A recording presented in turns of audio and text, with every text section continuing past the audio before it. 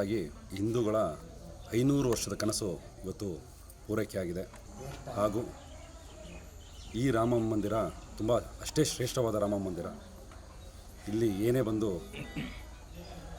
ಭಕ್ತಿಪೂರ್ವವಾಗಿ ಕೇಳಿಕೊಂಡ್ರೆ ಅದು ನೆರವೇರುತ್ತೆ ಅನ್ನೋದೊಂದು ವಾಡಿಕೆ ಇಲ್ಲಿದೆ. ಹಾಗಾಗಿ ಇವತ್ತು ಒಂದು ಒಳ್ಳೆಯ ದಿನ ಅಂತ ನಾನು ಭಾವಿಸಿ ಈ ರಾಮ ಮಂದಿರಕ್ಕೆ ಬಂದು ನನ್ನ ಕಷ್ಟ ಸುಖಗಳನ್ನು ದೇವರಲ್ಲಿ ಕೇಳಿಕೊಂಡು ನನಗೆ ಕೇಳಿಕೆಗಳಿಗೆ ಈಡೇರಿಸಪ್ಪ ಅಂತ ನಾನು ಕೇಳ್ಕೊಂಡಿದ್ದೀನಿ. ಈ ಸುತ್ತಮುತ್ತಲಿನ ಜನ ರಾಮ ಮಂದಿರನ ತುಂಬ ನಂಬ್ತಾರೆ. ಅಯೋಧ್ಯೆಗೆ ಹೋದಷ್ಟು ಶ್ರೇಷ್ಠ ಈ ರಾಮ ಮಂದಿರ ಕೂಡ. ಇಲ್ಲಿಗೆ ಮಂದಿರದಲ್ಲೂ ಅಯೋಧ್ಯೆ ರಾಮ ಮಂದಿರಕ್ಕೂ ನೆಂಟಿದೆ. ಈ ಕನ್ಸ್ಟ್ರಕ್ಷನ್ ಟೈಮಲ್ಲೂ ಇಲ್ಲಿ ಜನ ಹೋಗಿ ಅಲ್ಲಿ ಸೇವೆ ಸಲ್ಲಿಸಿದ್ದಾರೆ. ಹಾಗಾಗಿ ಸುತ್ತಮುತ್ತಲಿನ ಜನಗಳು ಇಲ್ಲಿ ಬಂದು ದೇವರ ಆಶೀರ್ವಾದ ಪಡಿಬೇಕು ಅಂತ ನಾನು ಈ ಸಮಯದಲ್ಲಿ ಕೇಳ್ಕೊತೀನಿ. ಕೋರಿಕೆ ಮನಸ್ಸಲ್ಲಿದೆ. ಕೋರಿಕೆ ಅದು ಸಮಯ ಬಂದಾಗ ತಿಳಿಸ್ತೀನಿ. ಬಟ್ ಇಲ್ಲಿ ಸುಮಾರು ಜನ ಯಾರ್ಯಾರು ಬಂದು ಅವ್ರವ್ರ ಕೋರಿಕೆ ಕೇಳ್ಕೊಂಡಿದ್ದಾರೆ, ಎಲ್ಲರಿಗೂ ನೆರವೇರಿದೆ. ನಾನು ಪೊಲಿಟಿಕಲ್ ಆಸ್ಪಿರೆಂಟ್, ಅದರಲ್ಲಿ ಎರಡನೇ ಮಾತಿಲ್ಲ. ನಾನು ಹಾಸನ ಜಿಲ್ಲಾ MP BJPಯಿಂದ ಆಸ್ಪಿರೆಂಟ್ ಆಗಿದ್ದೀನಿ. ಎಲ್ಲರೂ ಸುತ್ತಮುತ್ತಲಿನ ನಮ್ಮ ಹಾಸನದ ಜನತೆ BJPಗೆ ಈ ಸಲ ಟಿಕೆಟ್ ಕೊಟ್ಟರೆ BJP ಗೆಲ್ಲುತ್ತೆ ಅನ್ನೋದು ಭಾವನೆ. ಹಾಗಾಗಿ ಅದೇ ಥರ ನನಗೂ ಕೂಡ ಸಪೋರ್ಟ್ ಮಾಡ್ತಿದ್ದಾರೆ.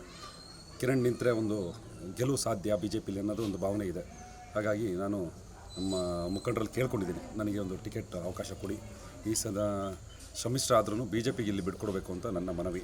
ಯಾಕಂದರೆ BJPಗೆ ಜನರಲ್ಲಿ ಒಲವಿದೆ. ಹಾಸನದಲ್ಲಿ ತೃಪ್ತಿ ಇದೆ, ಖಂಡಿತ ತೃಪ್ತಿ ಇದೆ. ನೋಡಿ, ಇವತ್ತು ಸುಮಾರು ದೇವಸ್ಥಾನಗಳು ಬೆಳಗಿಂದ, ಬಟ್ ಈ ದೇವಸ್ಥಾನಕ್ಕೆ ನಾನು ಸುಮಾರು ತಿಂಗಳಗಟ್ಟಲೆಯಿಂದ ಬರಬೇಕು ಅಂತ ನಾನು ಅಂದ್ಕೊಂಡಿದ್ದೆ.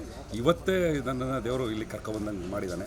ನನಗೆ ತುಂಬ ಸಂತೋಷ ಇದೆ. ಇಂಥ ಒಳ್ಳೆಯ ದಿನದಲ್ಲಿ ನಾನು ಈ ರಾಮ ಮಂದಿರಕ್ಕೆ ಬಂದಿರೋದ್ರಿಂದ ತುಂಬ ಒಂದು ಏನಂತೀರ, ಒಂದು ಸ್ಯಾಟಿಸ್ಫ್ಯಾಕ್ಷನ್ ಇದೆ.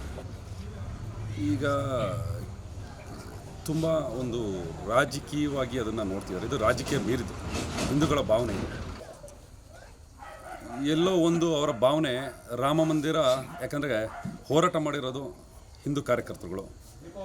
ಇದಕ್ಕೆ ಸ್ಥಾಪನೆ ಮಾಡ್ತಿರೋದು ಒಬ್ಬ ಹಿಂದೂ ಕಾರ್ಯಕರ್ತನಾದ ಶ್ರೀ ನರೇಂದ್ರ ಮೋದಿಯವರು.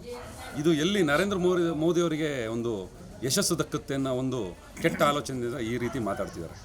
ಇದು ದೇಶದ ಪ್ರಯುಕ್ತ ಮಾಡ್ತಿರೋದು ಸರ್, ಯಾವುದು ರಾಜಕೀಯ ಪಕ್ಷದ ಅಲ್ಲ. ಹೌದು, ಅದನ್ನ ಹೇಳ್ತಿರೋದು. ಇದಕ್ಕೆ ಯಾವುದೇ ಒಂದು ಸರ್ಕಾರದಿಂದ ದುಡ್ಡು ಬಂದಿಲ್ಲ. ಎಲ್ಲರೂ ನಮ್ಮ ಮನೆಯಿಂದ ಎಲ್ಲ ದುಡ್ಡನ್ನ ಜೋಡಿಸಿ ನಮ್ಮ ಮಂದಿರ, ನಮ್ಮ ರಾಮ ಅಂತ ನಾವು ಸೇರ್ ಮಾಡ್ತಿರೋದು. ಇದು ಅವರು ಜನರ ಭಾವನೆನ ಅರ್ಥ ಮಾಡ್ಕೊಂಡಿಲ್ಲ ಅಂತ ಈ ಸಮಯದಲ್ಲಿ ಹೇಳಕ್ಕೆ ಇಷ್ಟಪಡ್ತೀನಿ. ಏನಾಗ್ಬಿಟ್ಟಿದೆ, ಒಂದು ಸಮುದಾಯನ ಓಲೈಸೋಕ್ಕೋಗಿ ಯಾವ ರೀತಿ ಬೇಕಾದರೂ ಮಾತಾಡ್ತಿದ್ದಾರೆ.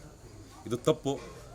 ಮುಂದಿನ ದಿನಗಳಲ್ಲಿ ಇದಕ್ಕೆ ಸರಿಯಾದ ಒಂದು ಪಾಠ ಅವರು ಕಲಿತಾರೆ ಅಂತ ನಾನು ಹೇಳಕ್ಕೆ ಇಷ್ಟಪಡ್ತೀನಿ.